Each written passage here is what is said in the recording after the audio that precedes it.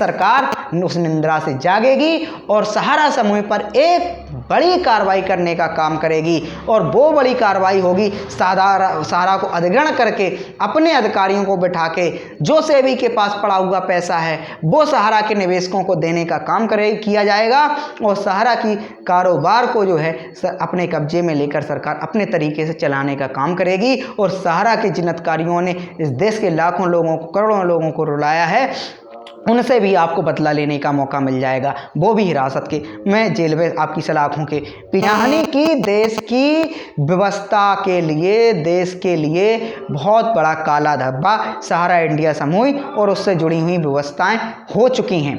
अब भारत सरकार को इस मामले को अगर वास्तविकता में निपटाना है तो मैं गारंटी के साथ इस फॉर्मूले को देता हूं, अगर सरकार उस पर चल पड़े तो देश की बहुत बड़ी जो बेरोजगारी की समस्या है उस बेरोजगारी को दूर करने में भी मदद मिलेगी और बहुत बड़ी समस्या से निवेशकों का भुगतान मिलना प्रारंभ हो जाएगा। जैसा कि सेबी के पास जितना भी पैसा पड़ा हुआ है, सेबी ने एक अभी दावा किया ये हमारे पास 14,000 करोड़ रुपए कैश है, और जबकि सहारा समूह का दावा है ये 15% ब्याज से हमारा पैसा तकरीबन 24,000 करोड़ रुपए हो चुका है। इस पैसे से निवेशकों का भुगतान प्रारंभ कर दिया जाए। भारत सरकार को सहारा समूह की पूरी संपत्तियों को, पूरे समूह को अपने अंडर कवर लेकर सहारा समूह के वरिष्ठ अधिकारियों और सहारा के डायरेक्टरों को उठाकर हिरासत में भेज देना चाहिए। इस महाघोटाले, महाठग को यहीं से इनकी समाप्त लीला हो जाएगी। इनको जब जेलों में आप हिरासत में पहुंचा देंगे, ना कोई इनके वकील होंगे।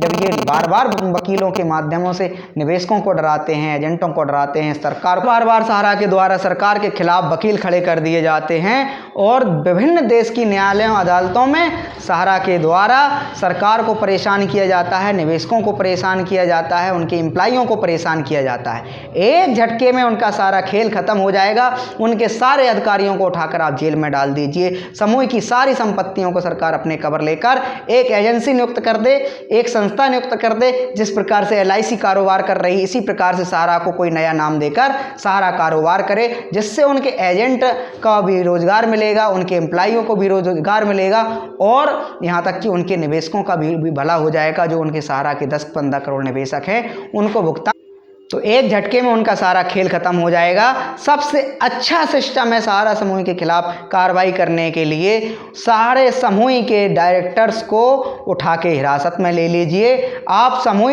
की संपत्तियों को अपने पास जब्त कर लीजिए और एक बोर्ड बना दीजिए, एक कमेटी बना दीजिए जिसमें चुनाव कराकर उसका अध्यक्ष बना दीजिए। LIC की तरह सरकार सहारा को अपने अंडर कवर ले और इसको कारोबार करने दिया जाए। सहारा के कारोबार पर रोक नहीं लगना चाहिए, इसके एम्प्लॉय को नुकसान नहीं होगा, लाखों की संख्या में उससे रोजगार पनपेगा।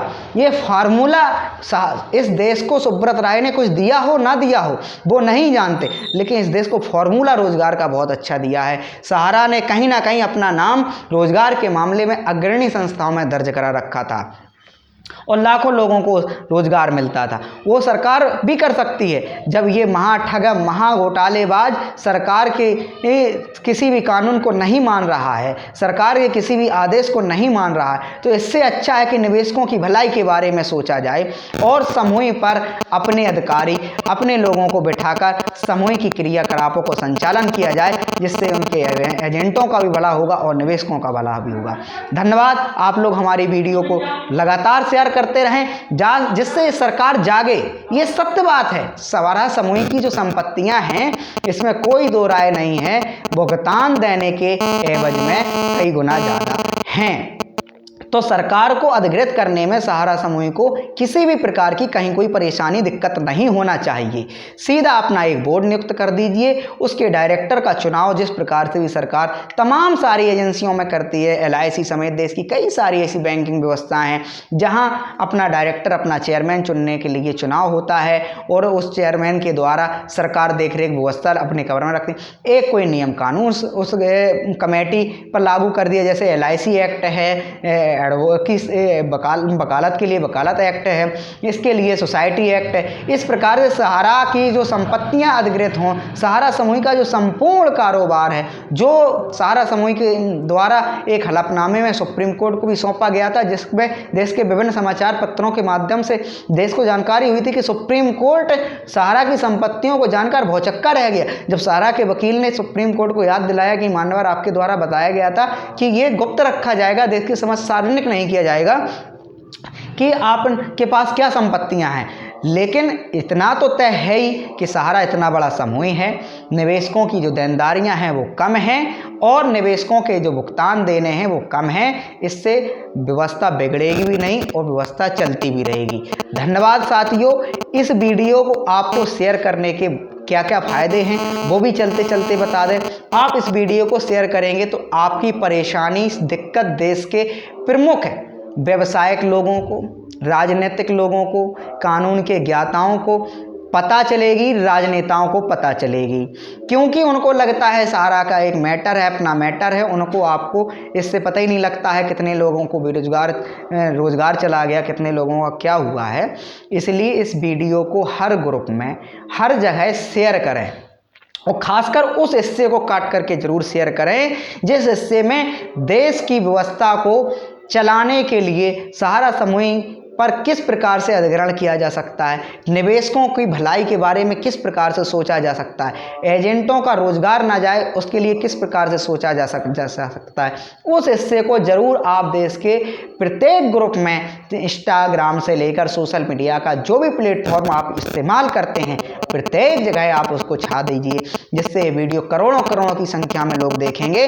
तो मुझे भरोसा है सरकार उस निंद्रा से जागेगी और सहारा समूह पर एक बड़ी कार्रवाई करने का काम करेगी। और वो बड़ी कार्रवाई होगी सहारा को अधिग्रहण करके अपने अधिकारियों को बिठा के जो सेबी के पास पड़ा हुआ पैसा है वो सहारा के निवेशकों को देने का काम किया जाएगा और सहारा की कारोबार को जो है अपने कब्जे में लेकर सरकार अपने तरीके से चलाने का काम करेगी। और सहारा के जिन अधिकारियों ने इस देश के लाखों लोगों को, करोड़ों लोगों को रुलाया है, उनसे भी आपको बदला लेने का मौका मिल जाएगा, वो भी हिरासत के में जेल में आपकी सलाखों के पीछे होंगे। धन्यवाद।